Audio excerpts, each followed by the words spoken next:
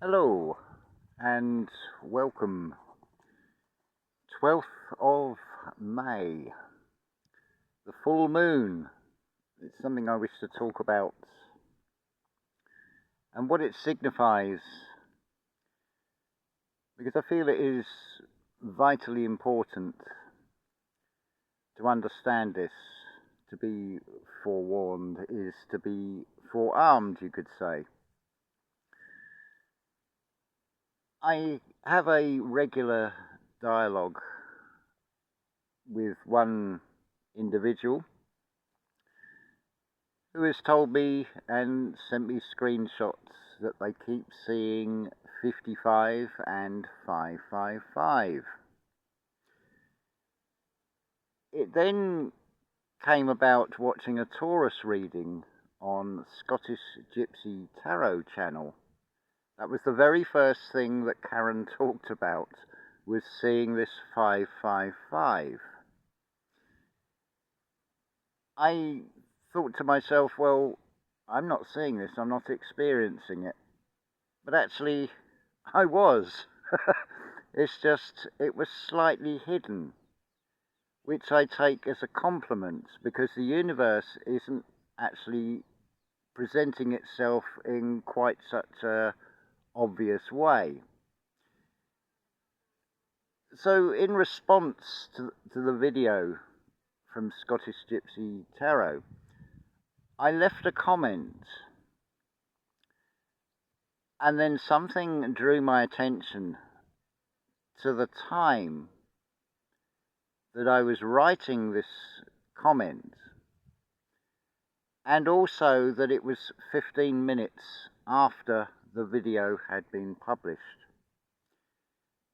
So 15 is 3 5s, so slightly hidden there. The time that I was writing out the comment was 22:14.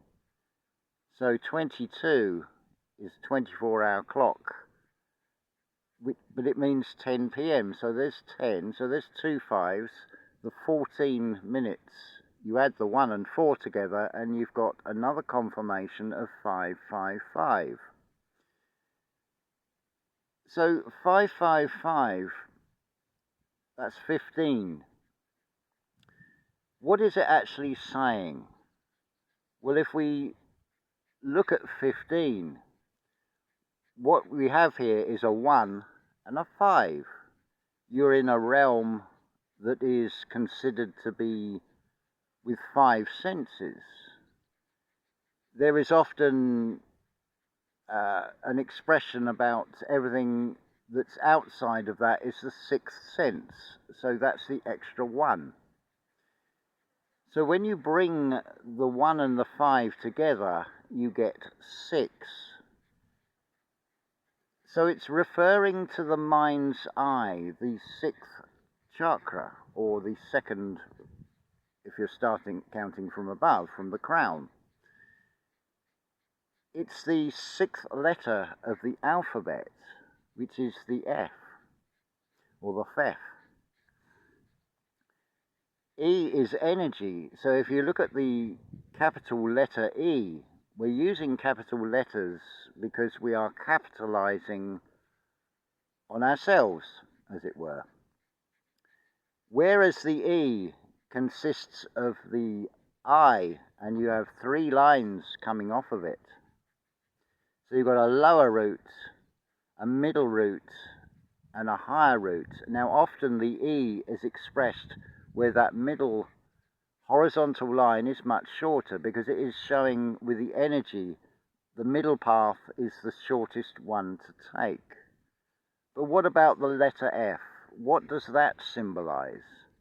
Again, you have the I. Now this time you don't have a lower path. You have that middle path and you have an upper path.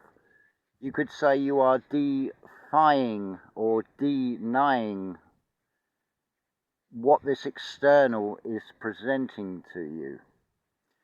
You're finding a new way through, as it were. But what does it signify? I can only give you what I'm feeling from this, and that is this Libra full moon is a marker in that it symbolizes that time is speeding up. The advice I would give to all of you is to expect the unexpected. Exactly the same if you're driving a motor vehicle, that you have to be prepared for all possibilities, all eventualities, the things that we're not in control of, like other road users who may do erratic things in front of us, not indicate, suddenly stop. You have to be prepared. And that comes through the repetition, so that the driving of the vehicle has become second nature. It doesn't require a second thought for you to bring your vehicle to a controlled stop if the situation demands it. As it shows in the highway code, and any driving instructor will tell you this, that swerving is not a safe practice. It would mean that you haven't allowed yourself enough time to be in control of your vehicle, and you're now having to take alternate action to try and avoid, say, a collision. So I would say that within the next 2 weeks, that you may experience some rapid changes. This, of course, is very general. I cannot be specific to anybody in particular with this, but expect the unexpected. So we'll now get on to the actual topic of this video. That was more sort of in the moment, because I feel that is what is coming through. So the main topic: have you ever pondered and asked yourself, who am I? About yourself, not about me. Have you ever looked in the mirror, looked into your own eyes in that reflection and asked that question, who am I? Have you ever had that question of, what am I here for? Or what is my purpose?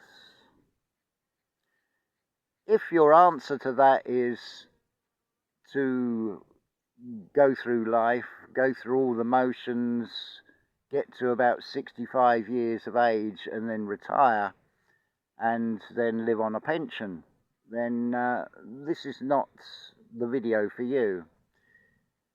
See, the external reality works on a filtering system, so likewise it makes sense to reflect that with this video, or this channel. In fact, maybe this channel is not for you. There are things you may not agree with, you may not like. Well, bye-bye. Come back when you're ready, unless you found that answer to those questions of who am I and what is my purpose. It is often, and it has become a very much a cliche saying. Now, when you first hear it, and I'm talking from coming from a purely 3D perspective, when you get that answer of you already have the answers inside yourself, that can seem very baffling. I feel it's never really explained. Certainly, with a lot of these cliche sayings, that is very much the case. So it's something I'd like to address in this video. Now, would you agree that love is the strongest energy in this reality? It is another cliche saying, love is the strongest force. So I invite you to go with the premise that that is correct. Now, would you have a pet gerbil or a pet hamster, for example, or a goldfish? Just to use 3 examples here. So the first thing to do is ask yourself, do you have an interest in gerbils or hamsters or goldfish? Would you even want to have pets? See, for there to be love, there has to be a foundation on which to build love, and that is interest. If there is no interest, then love cannot follow. It needs that foundation to build upon. And I feel that can be shown because if you have an interest in a gerbil or a hamster or a goldfish or whatever it may be, it could even be a motor car. There are those that will buy an old car, a vintage vehicle, because they have a love for that vehicle. They may strip it down, fully restore it if they have the facilities to do so, or the financial means to outside contract to have that work done, and they have a lovingly restored old vintage vehicle because there is love there. You can actually taste it, and you'll taste the difference between an instant 3-minute microwave meal as opposed to a home-cooked meal. I feel that will come through, and I'm sure you know that experience, that instant fast food, going for that instant gratification to act as a stopgap to hunger. But of course, this reality is always in reverse. It may be fast food, but in what context is it fast? I would suggest that it is shortening time on your lifespan because of there is no love in that microwave meal. It is made by a machine. There is no real human input into it. So for there to be love, there has to be a foundation of interest. The answers are all within. It requires the intuition.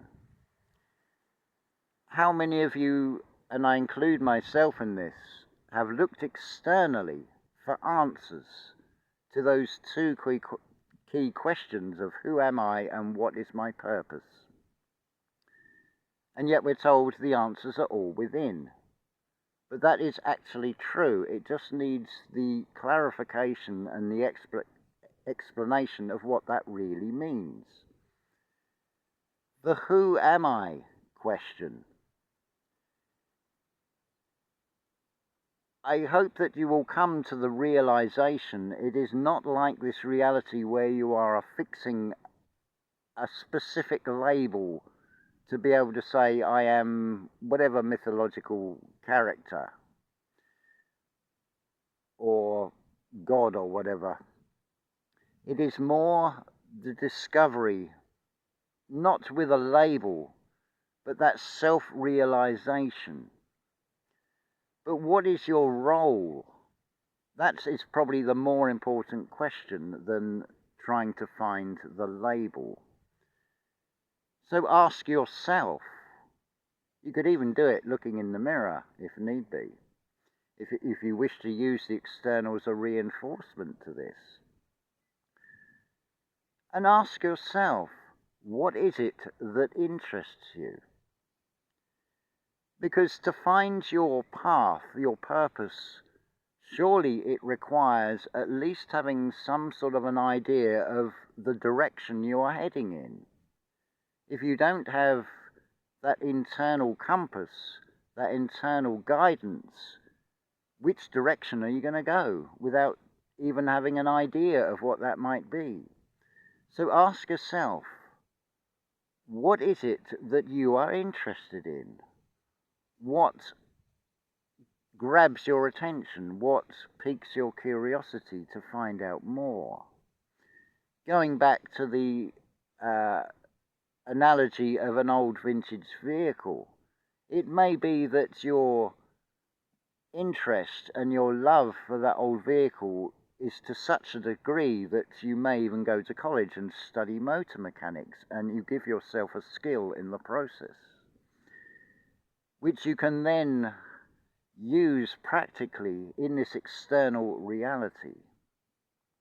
This is going to be very general, but I just use the odd analogy to sort of paint a picture for you. Notice it's painting a picture, but it's a metaphor because there is no paintbrush, there is no actual canvas. So just ask yourself, what is it that interests you? You may not get the ready answer. It may be that you've not discovered what that purpose is. You've not found that interest, because it may require that you need to step into the unknown for that to be revealed to you. So a part of this is to be fearless, to have no fear of the unknown, to be able to take that step, which is an active step towards finding out what your purpose is, to then find out the direction, the trajectory that you are heading, or the direction that you wish to travel. And then the path will start to open up for you. So I hope that has given you clarification of the answers are all within, because it requires opening up to oneself, to ask oneself these questions, to get the answers which are all inside. That is the intuition. In this reality, you have a photo negative. So whereas there has to be a foundation of interest for there to be love, if we look at the material world, if you have a love of money and you therefore have a high savings account with a higher rate of interest, you can see the pattern there, that you have a love of the material and the money, which will generate interest. So it would be like building a building where you start with the roof at the bottom and then you try and build it upside down. And the results are going to be probably quite disastrous. We're in this realm that gives you reflections. That is a prime example. Whether you have interest before love or the love of money, which generates the interest, but it's only material, of course. The one thing to take from the Tutankhamun story is that this material wealth, you cannot take it with you. I suggest that is evidence of that being shown to you. I am sure there has been countless billionaires who, over the years, have tried to use their material resources maybe to prolong their lives, with probably not really successful results, because it is denying that this reality is finite. Because what else comes out of this is true wealth. It is not money. That is just a useful apparatus in this realm. But the true wealth is time, and time will always tell. So going back to what I said at the start of this video, just watch what happens in the next 2 weeks in your personal lives and how it unfolds for you. How it will unfold will, of course, be determined as to how open you are to yourself, how observant you are of such things as seeing 555 that is expressed as 2214, for example. There's going to be more videos in this series, and I think I mentioned it already. There is going to be a members only section to this as well. We are joined by Damiana. Come on then, up you come. Building on what I said, or the open invitation that I gave last time, if you were to come to this location, maybe spend a week or 2 weeks, it does of course come with free CAT scans.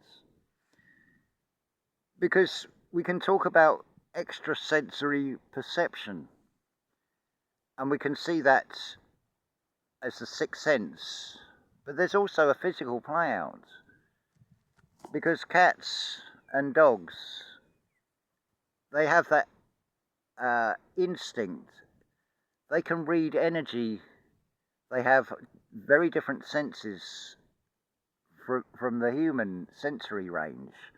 So even in this reality, you can even have extrasensory perception by sort of interaction with other beings in this reality. Oh, she's lovely. And she's now sitting on my lap. I've been cat-lapped again. So hopefully that has clarified what you already have the answers inside yourself. Because it is not about the measurements of things in this reality. It is more an inner feeling from asking yourselves those questions, being open to yourself. Because this is a photo-negative reality, many want out of this reality and they are trying to go externally out of this reality. But the opposite is actually true. It is from the going within.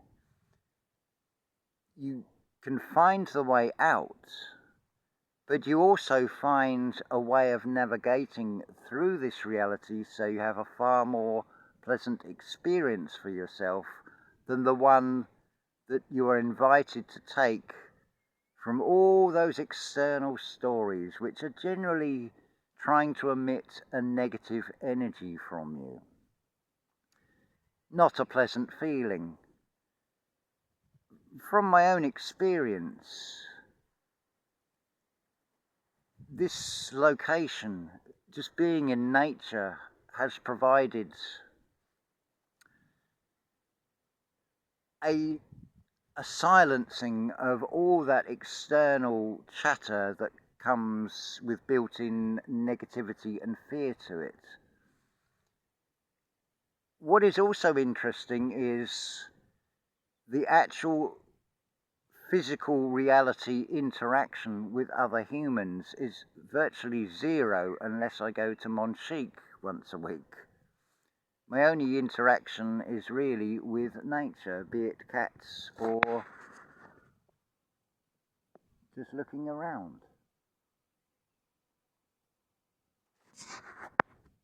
But it doesn't mean that the answers don't come, because if you observe nature, that too is a beautiful teacher in the external.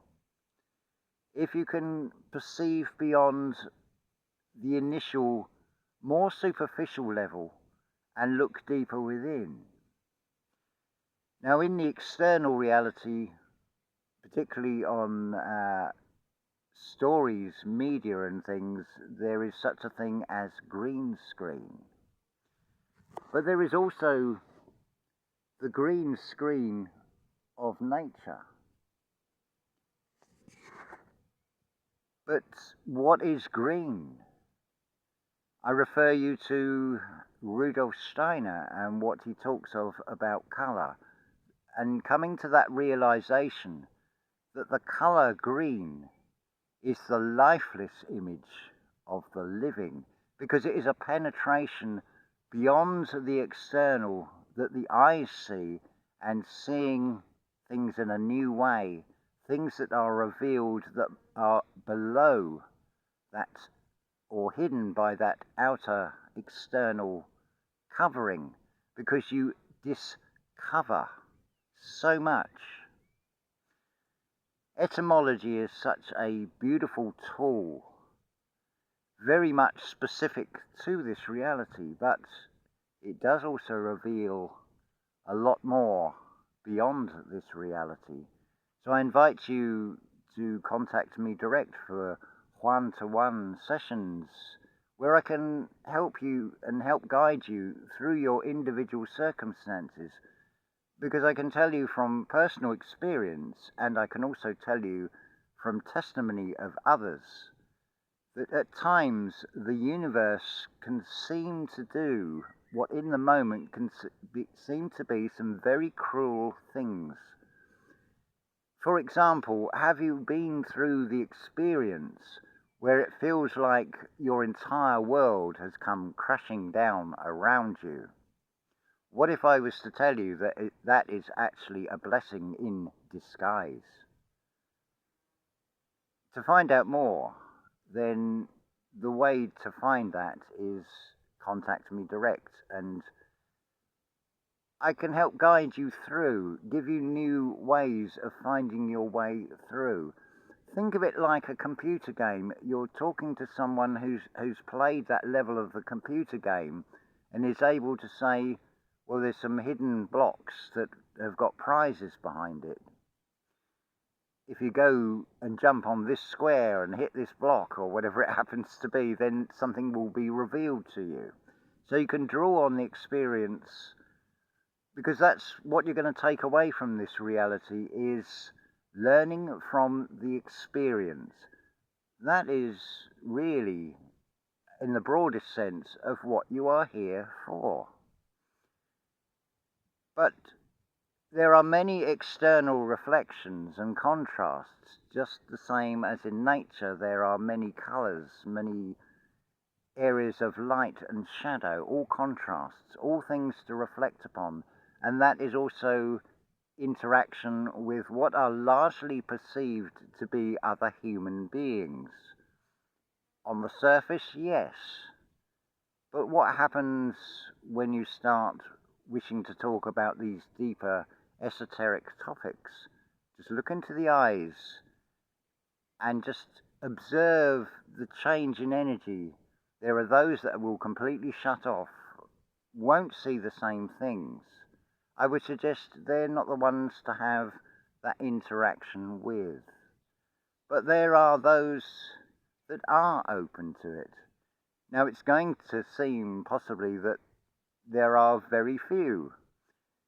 This journey, this internal journey, can seem very isolating. There is a very good reason for that. Because just think of the word isolating. It's I and soul, for a start. And it's at ing.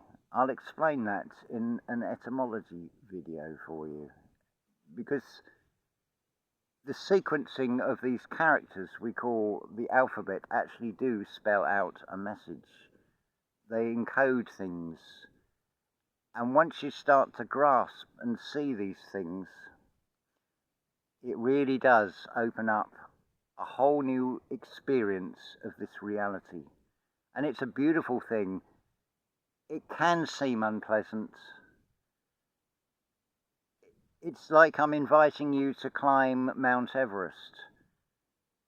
When you get to the peak, it will be a beautiful experience, but it will come with a lot of climbing, a lot of points of difficulty to try and navigate through, to find your way through. The spiritual path is never an easy one, because if it was an easy one, it would be just like a computer game. You would have no interest in it, because it would be too easy. So all that you see, all that you are given in this external reality is actually to guide you. Some of it you may label as being very negative and very evil. But it has to be that way because you have to have the contrasts.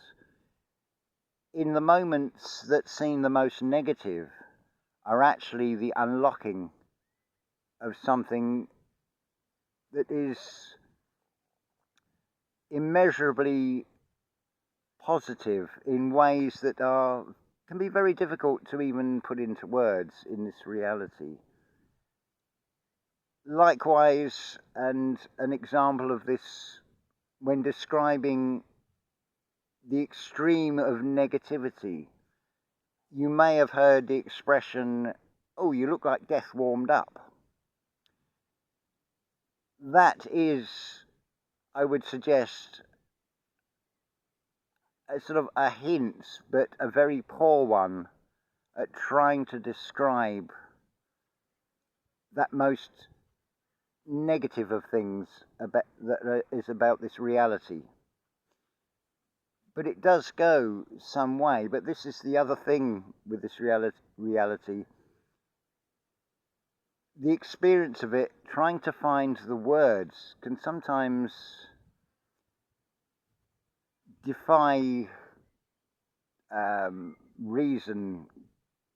It's difficult to find the words to even describe, because the sensations that you can feel when you start opening up, when you unlock inside yourself by asking yourself those key questions, it's going to take you through some very magical experiences.